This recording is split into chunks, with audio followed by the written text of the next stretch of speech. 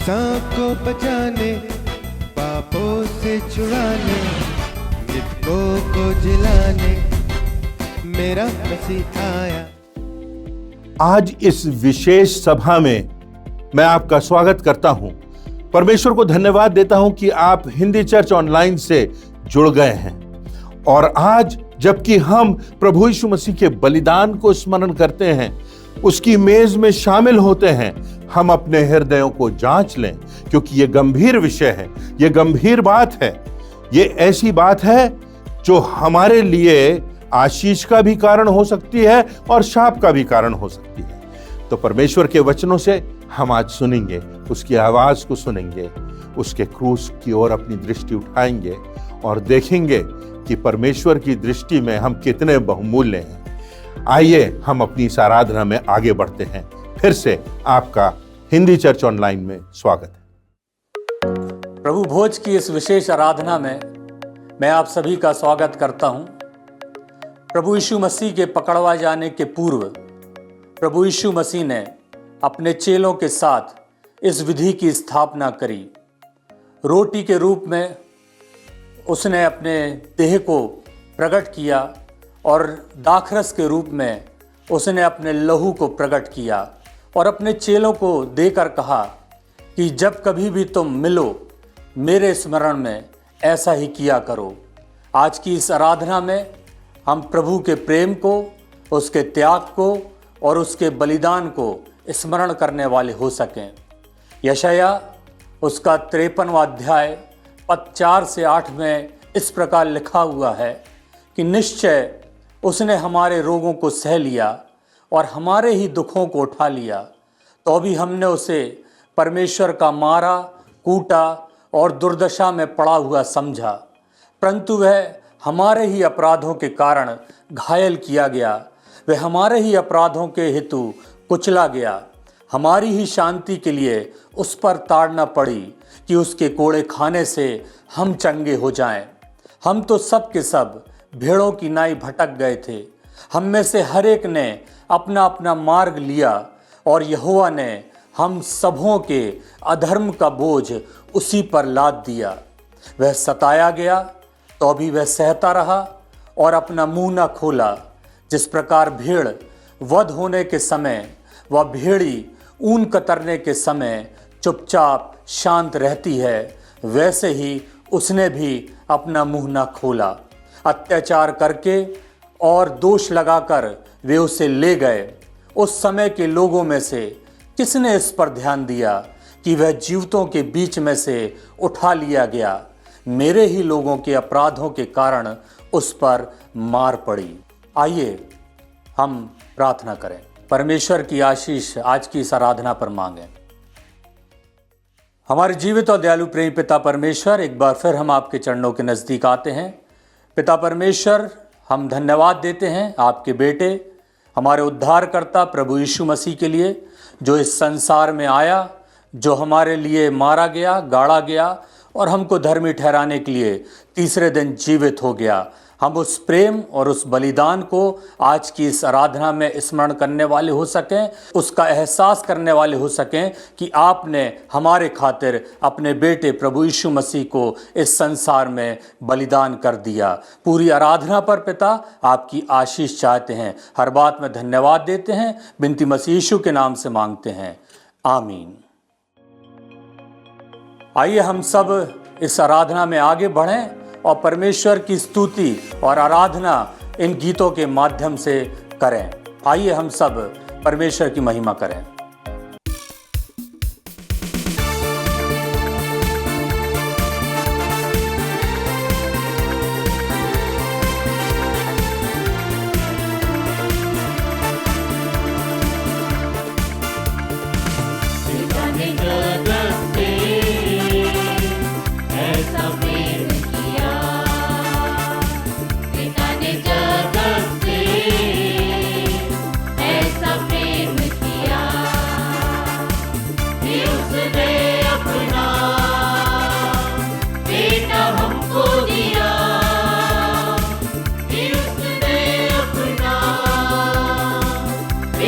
हमको दिया, पिता ने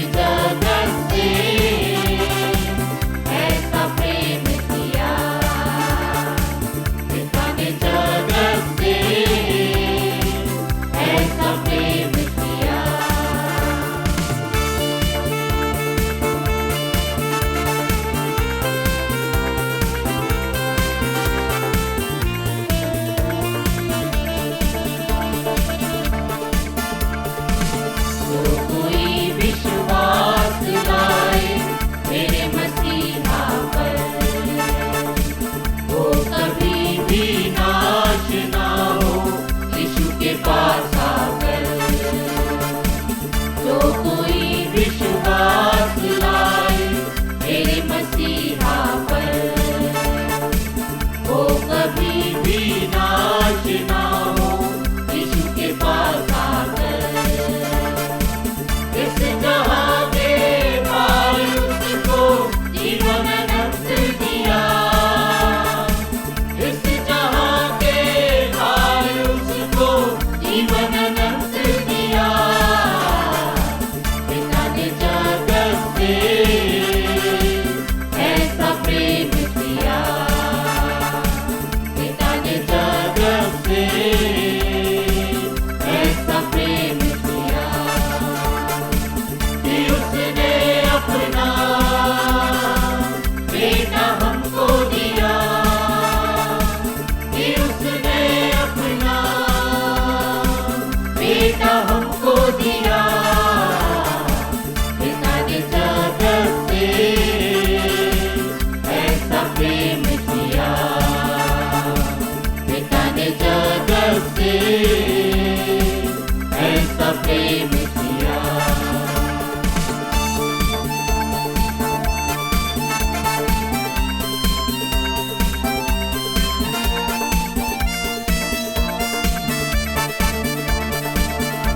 जहाँ के रास्तों में ना मिली मंजिल, जो कभी संग संग चले थे तोड़ा उन्हीं ने दिल।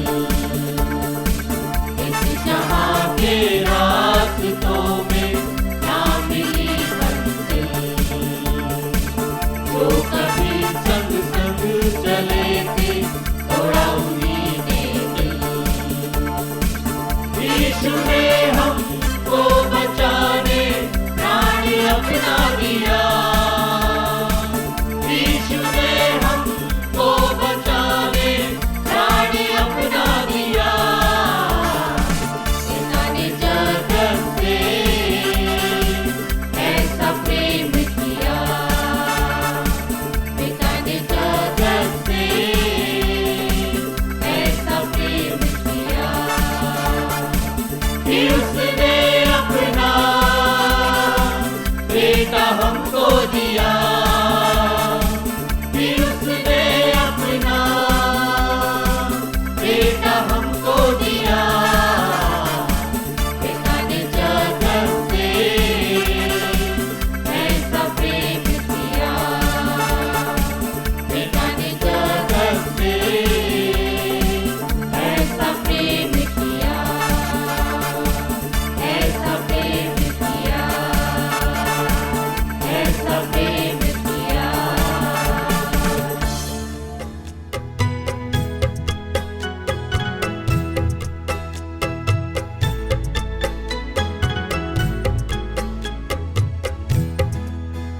जो क्रूस पे कुर्बान है वो मेरा मसीहा है, हर जख्म जो उसका है वो मेरे गुनाह का है, वो मेरे गुनाह का है। इस दुनिया में ले आए मेरे ही गुनाह उसको, मेरे ही गुनाह उसको। ये जुल्म सितम उस पर मैंने ही कराया है, मैंने ही कराया है। जो क्रूस पे कुर्बान है वो मेरा मसीहा है, हर जख्म जो उसका है वो मेरे गुनाह का है, वो मेरे गुनाह का है। इंसान है वो कामिल और सच्चा खुदा वो है, और सच्चा खुदा वो है। वो प्यार का दरिया है, सच्चाई का रास्ता है, सच्चाई का रास्ता है। जो क्रूस पे कुर्बान है वो मेरा मेरा मसीहा है, हर जख्म जो उसका है वो मेरे गुनाह का है, वो मेरे गुनाह का है। देने को मुझे जीवन खुद मौत सही उसने, खुद मौत सही उसने।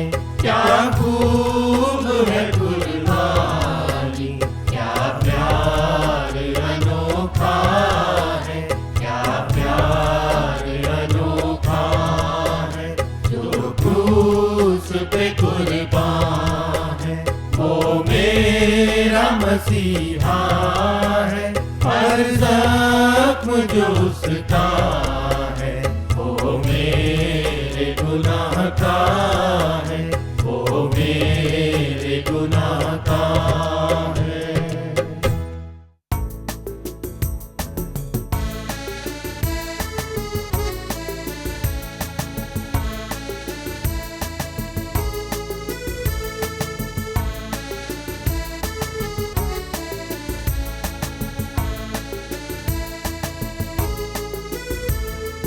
यीशु सलीब पर मरा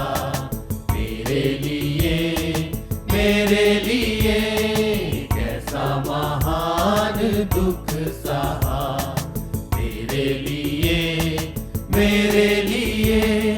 नदियाँ वो कैसी खून की क्रीस्त के खून से बह गई, नदियाँ वो कैसी खून की क्रीस्त के खून से बह गई।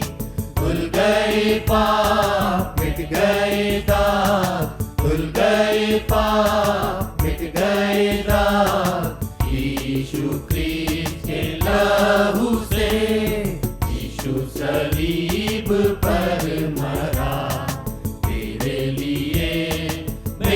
लिए कैसा महान दुख सहा मेरे लिए। धो डालो आज पापों को, दिल से मिटा लो दागों को। धो डालो आज पापों को, दिल से मिटा लो दागों को। हो जाओ साफ तन मन से आज, हो जाओ साफ तन मन से आज। यीशु क्रीस्त के लहू से, यीशु सलीब पर मरा मेरे लिए कैसा महान दुख सहा मेरे लिए।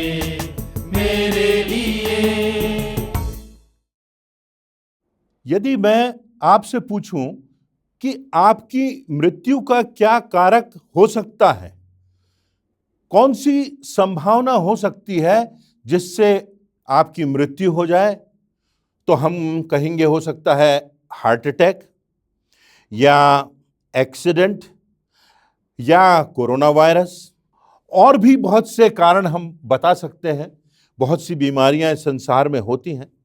परंतु क्या कभी आपने ये सोचा है कि प्रभु भोज में गलत रीति से सम्मिलित होने से भी हमारी मृत्यु हो सकती है?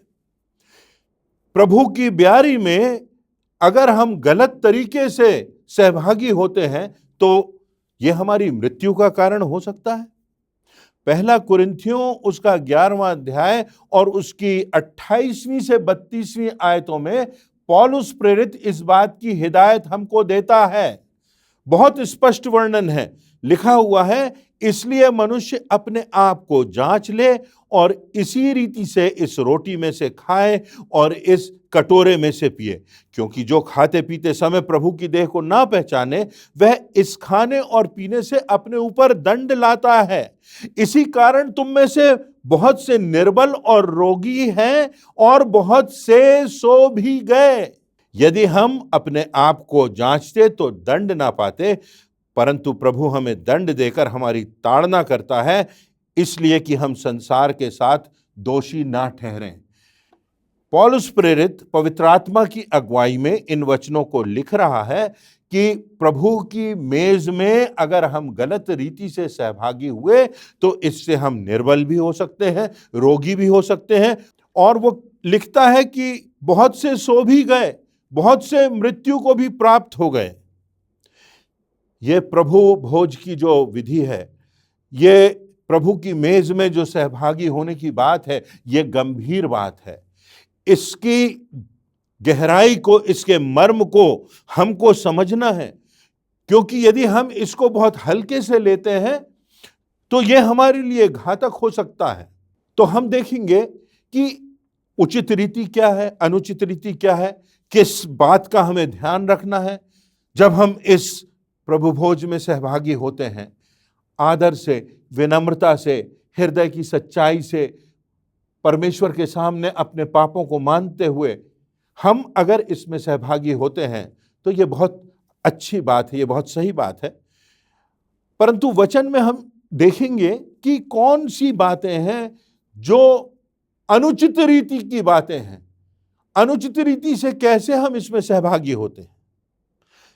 पहली बात, यदि प्रभु की ब्यारी में सहभागी होना, यदि प्रभु भोज लेना हमारे लिए एक परंपरा बन जाए तो यह हमारे लिए घातक हो सकता है। एक परंपरा है जिसका हम निर्वहन कर रहे हैं, ना कोई विनम्रता है, ना मन में धन्यवाद है, ना प्रभु यीशु मसीह के लहू की कीमत हमने पहचानी है, परंतु धर्म जो है वो एक परंपरा बन गया है। प्रभु भोज लेना एक परंपरा बन गया है, उसकी ब्यारी में सम्मिलित होना एक परंपरा बन गया है, प्रार्थना करना एक परंपरा बन गया है, त्योहार मनाना एक परंपरा बन गया है। इन पर्वों का कोई अर्थ नहीं, सब कुछ परंपरा है। शैतान ये बहुत विनाशकारी कार्य करता है जब धर्म परंपरा बन जाता है।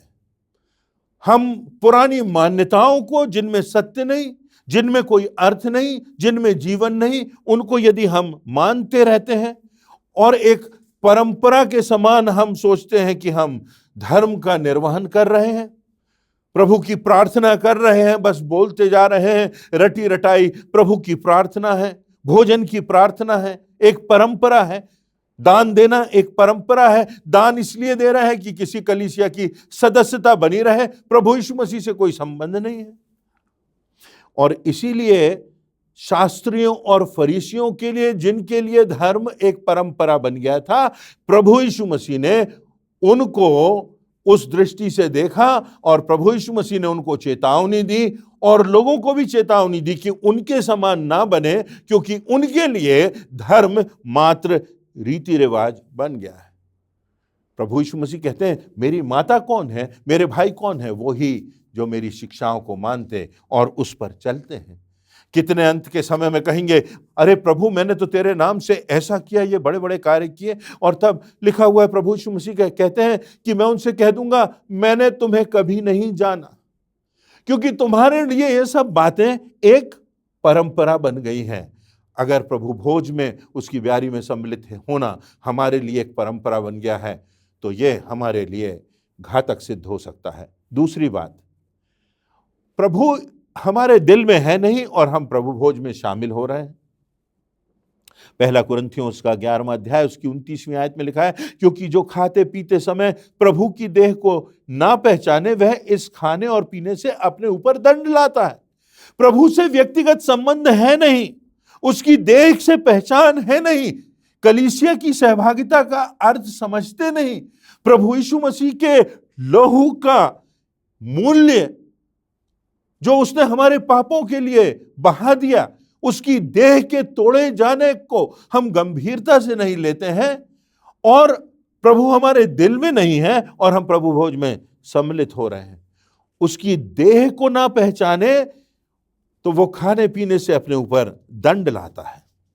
हमको स्मरण रखना है कि जब हम इस मेज में सहभागी होते हैं तो ये परमेश्वर के प्रेम का प्रतीक है, प्रभु यीशु मसीह के बलिदान का प्रतीक है, प्रभु यीशु मसीह के त्याग का प्रतीक है, हमारे उद्धार की योजना का प्रमुख अंग है।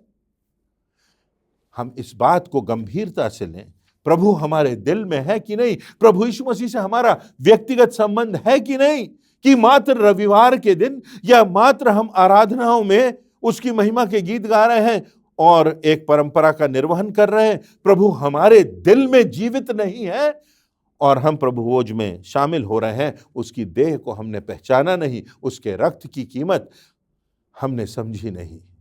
कितना अमूल्य रक्त प्रभु यीशु मसीह ने हमें मुक्ति दिलाने के लिए, उद्धार दिलाने के लिए बहाया, अपनी देह को तोड़ा ताकि हमारा संबंध परमेश्वर से जुड़ जाए। तीसरी बात, यदि हमारी जिंदगी में दोहरापन है, यदि हमारी कथनी और करनी में अंतर है, पहला कुरिन्थियों 10वां अध्याय 21वीं आयत, तुम प्रभु के कटोरे और दुष्ट आत्माओं के कटोरे दोनों में से नहीं पी सकते। तुम प्रभु की मेज और दुष्ट आत्माओं की मेज दोनों के साझी नहीं हो सकते। मन में घृणा है, छल है, कपट है, दुर्भावना है और हम प्रभु की मेज में सहभागी हो रहे हैं।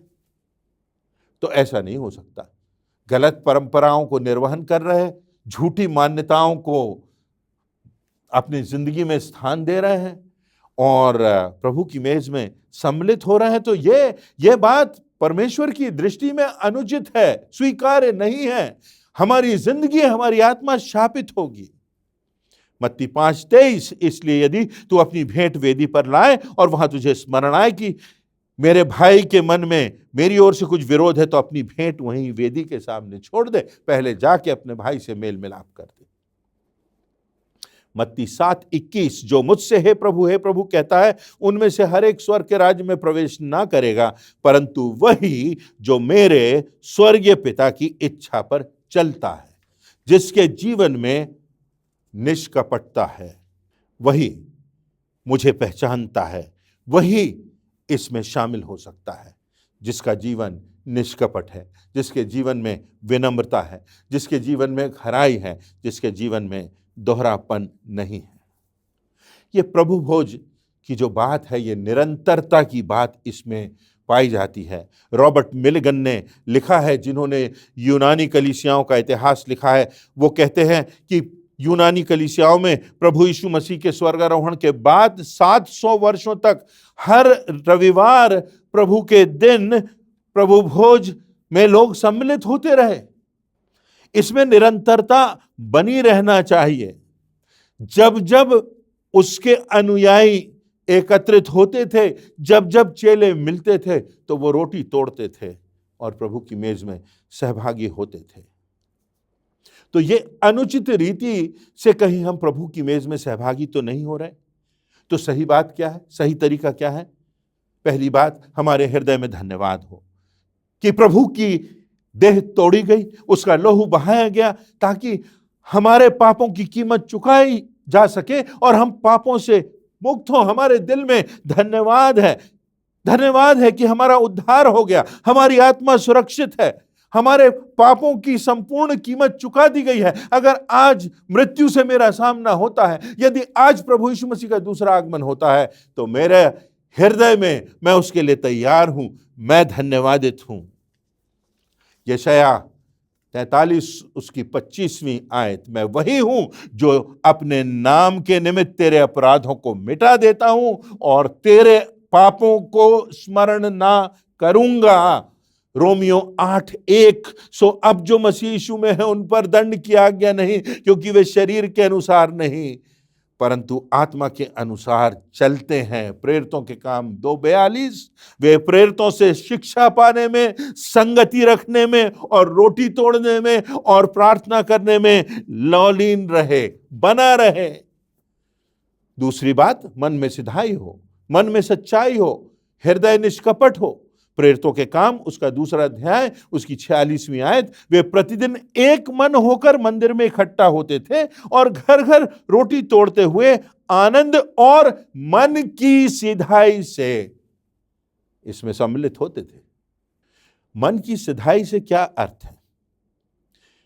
मन में खराई है, कोई षड्यंत्र तो नहीं, कोई घृणा तो नहीं, कोई जलन तो नहीं, कोई बदले की भावना तो नहीं।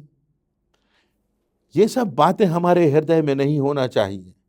ये सब बातें पौलुस प्रेरित कहता है, ये सब संसार की बातें हैं। फिलिपियों 3:8 में वो कहता है कि इन सब बातों को मैं कूड़ा समझता हूं, क्योंकि मेरी पहचान प्रभु यीशु मसीह की उत्तमता से हो गई है। क्या हमारे मन में ये द्वेष, जलन, घृणा, ये सारी भावनाएं तो नहीं है? क्या हमारे मन में व्यभिचार तो नहीं है? क्या हमारा कोई भीतरी अंदरूनी छिपा हुआ पाप तो नहीं है जो अभी भी पल रहा है? क्या हमारी मानसिकता में कोई ऐसी बातें तो नहीं है जो शैतान की ओर से हैं और हम व्यभिचार की बातों से, अनैतिक बातों से, इन सब बातों से जुड़े हुए हैं? इन सब बातों से अगर हम जुड़े हुए होंगे और प्रभु की व्यारी में सम्मिलित होते हैं, हम प्रभु को धोखा नहीं दे सकते। हमारी आत्मा विनाश की ओर चली जाएगी, हम शापित होंगे। और कितने हैं जो रोगी हो गए, कितने हैं जो निर्बल हैं, और कितने हैं जो सो भी गए। तीसरी बात, यीशु का स्मरण बना रहे। प्रभु भोज एक स्मारक है, प्रभु यीशु मसीह के बलिदान का स्मारक हमें स्मरण रखना है। हमारी आदत होती है कि हम अपने जीवन की चोटों को, नकारात्मक बातों को स्मरण रखते हैं, परंतु अच्छी बातों को, आशीषों को भूल जाते हैं। किसी ने लिखा है कि हम अपनी चोटों को पत्थर पर लिखते हैं, परंतु अपनी आशीषों को रेत पर लिखते हैं। और इसलिए पहला कुरिन्थियों 11:24 में लिखा हुआ है, और धन्यवाद करके उसे तोड़ी और कहा, यह मेरी देह है जो तुम्हारे लिए है, मेरे स्मरण के लिए यही किया करो। हम कहते हैं ये केंद्रीय भाग है आराधना का, क्योंकि हम उसका एहसास कर रहे हैं, प्रभु यीशु मसीह के बलिदान का एहसास कर रहे हैं, क्रूस की ओर अपनी दृष्टि लगा रहे हैं, हाथों से उस रोटी को तोड़ रहे हैं, प्रभु यीशु मसीह के रक्त का प्रतीक उस कटोरे में से उस जूस का स्वाद चख रहे हैं, उसे ग्रहण कर रहे हैं, सुन रहे हैं उस मीठी वाणी को, उस क्रूस के आमंत्रण को। हमारी सारी ज्ञानेंद्रियां प्रभावित हैं। हम देख सकते हैं, हम सोच सकते हैं, हम स्पर्श कर सकते हैं, हम एहसास कर सकते हैं। और इस बात को समझें कि पाप विनाशकारी है, घातक है, जिसके लिए प्रभु यीशु मसीह को अपनी जान देना पड़ी, अपना रक्त बहाना पड़ा।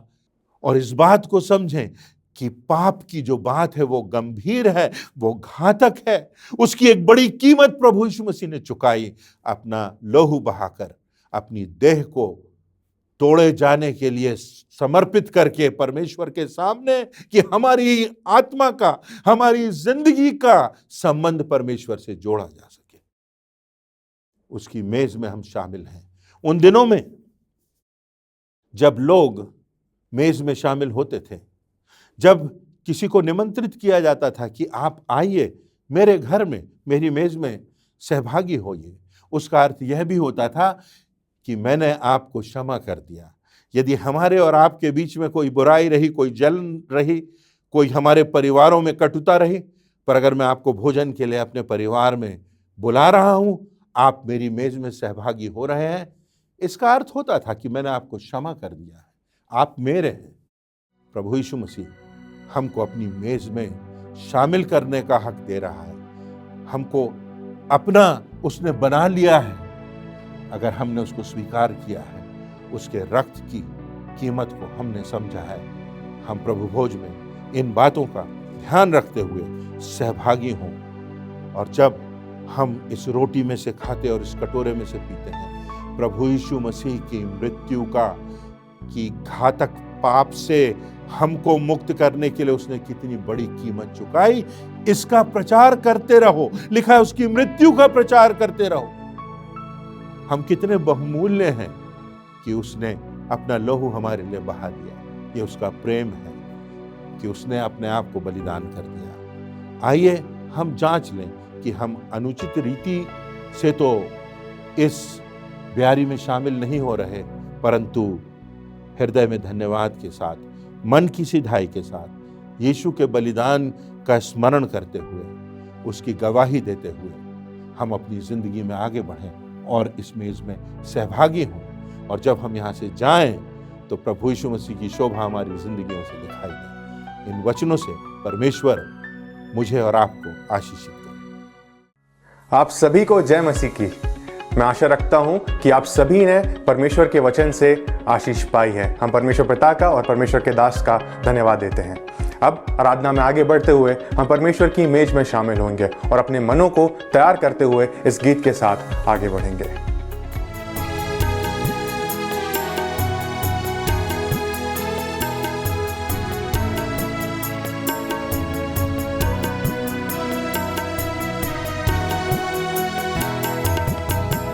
उसके पास तू मुझे रख, यीशु प्यारे दाता, पापी वहाँ सोते से उसमें मुक्ति पाता।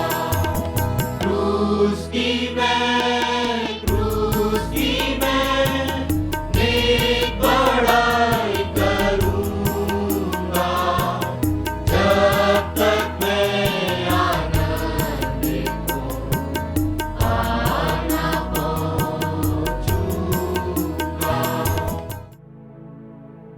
आइए हम प्रभु की इस मेज में सम्मिलित हों। प्रभु यीशु ने जिस रात में पकड़वाया गया, उसने रोटी ली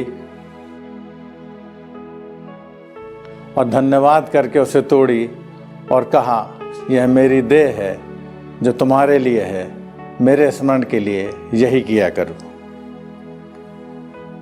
इसी रीति से उसने ब्यारी के पीछे कटोरा भी लिया और कहा, यह कटोरा मेरे लहू में नई वाचा है, जब कभी पियो तो मेरे स्मरण के लिए यही किया करो। क्योंकि जब कभी तुम यह रोटी खाते और इस कटोरे में से पीते हो तो प्रभु की मृत्यु को जब तक वह ना आए प्रचार करते रहो। इसलिए जो कोई अनुचित रीति से प्रभु की रोटी खाए या उसके कटोरे में से पिए, वह प्रभु की देह और लोहू का अपराधी ठहरेगा। इसलिए मनुष्य अपने आप को जांच ले और इसी रीति से उस रोटी में से खाए और इस कटोरे में से पिए। आइए हम इस मेज पर परमेश्वर की आशीष मांगें। हमारे जीवित दयालु प्रेमी पिता परमेश्वर, धन्यवाद देते हैं आपके प्रेम के लिए, आपके अनुग्रह के लिए, आपके बलिदान के लिए कि आपने अपने बेटे प्रभु यीशु मसीह को इस संसार में भेज दिया ताकि जो कोई उस पर विश्वास करे वह नाश न हो परंतु अनंत जीवन पाए। आज इस ब्यारी में शामिल होते समय हम पिता आपके प्रेम को, आपके बलिदान को स्मरण करने वाले हो सकें। हर बात में आपको धन्यवाद देते हैं, बिनती मसीह यीशु के नाम से मांगते हैं, आमीन। आइए, प्रभु की मेज तैयार है। धन्यवादित और पश्चातापी हृदय से हम सभी इसमें सहभागी हों। प्रभु यीशु मसीह के बलिदान को और अपने मनों को केंद्रित करते हुए उसके आदर और सम्मान में अपने सिरों को झुकाते हुए मन की सच्चाई से इस रोटी में और इस दाखरस में शामिल हों, इसे ग्रहण करें।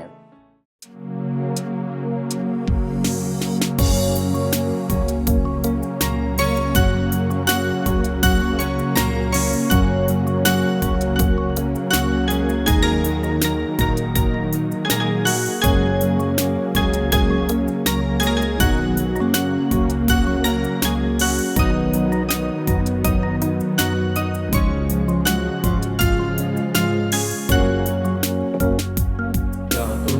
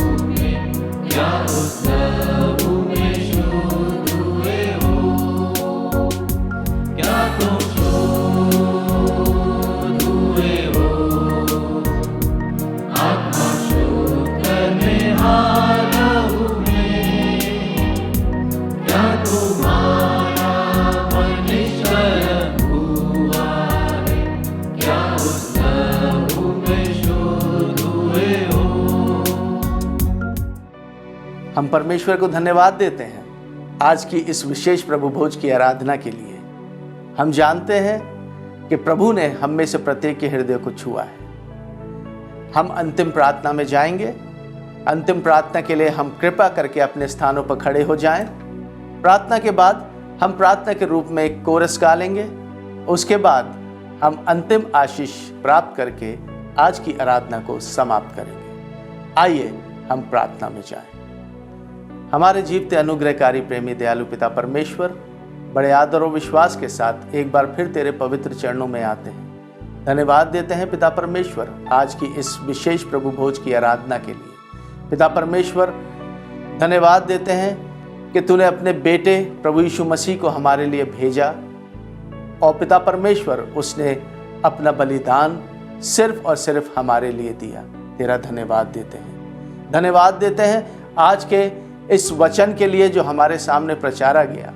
पिता परमेश्वर, होने दे इस वचन को हम अपने हृदय में बिठा सकें और पिता परमेश्वर अपने जीवनों में उस वचन के द्वारा चलने का प्रयास कर सकें। हर बात में तेरे बड़े नाम को धन्यवाद देते हैं। हर बात में पिता परमेश्वर तेरी स्तुति, तेरी बड़ाई करते हैं। और ये छोटी सी प्रार्थना विनती हमारे जीवते उद्धारकर्ता प्रभु यीशु मसीह के नाम से मांगते हैं, तो सुन और ग्रहण कर। आमीन।